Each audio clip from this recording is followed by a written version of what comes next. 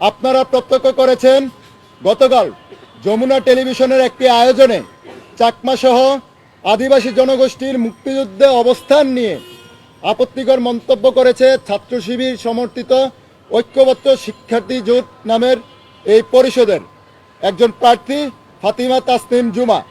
মুক্তিযুদ্ধে পাহাড় সমতলের আদিবাসীদের সংগ্রামী ভূমিকার ইতিহাস রয়েছে, সেটা আমরা সকলেই জানি।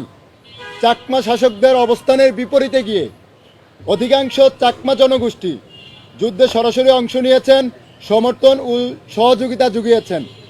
রসময় চাকমা, তাতীন্দ্রনাল চাকমা, রমণী হেমরঞ্জন চাকমা,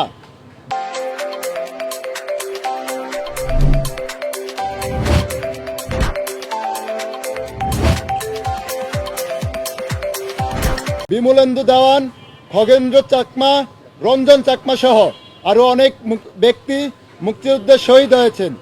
একই আয়োজনে ওই প্রার্থী খোদ আলবদরের কমান্ডার নিজামেকেই যুদ্ধাপরাধী হিসেবে মানতে নারাজ, যেটা একটা মুক্তিযুদ্ধের ইতিহাসের সাথে বেইমানি।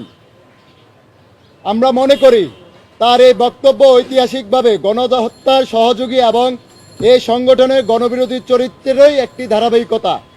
কিছুদিন আগে এই সংগঠনের পক্ষ থেকে টিএসসিতে আত্মস্বীকৃত রাজাকারদের ছবি প্রদর্শন করার ধৃষ্টতা দেখিয়েছে। বারংবার প্রশাসনকে অবহিত করা হলেও প্রশাসনের নিষ্ক্রিয়তা প্রশ্ন ও সন্দেহের উদ্রেক করে। বিশ্ববিদ্যালয়ের প্রশাসন যদি সত্যিই একটি সুষ্ঠু ও গ্রহণযোগ্য নির্বাচন আয়োজন করতে চায়, এই বিষয়গুলোকে দ্রুততম সময়ে আমলে নিয়ে পদক্ষেপ গ্রহণ করা উচিত বলে আমি মনে করি।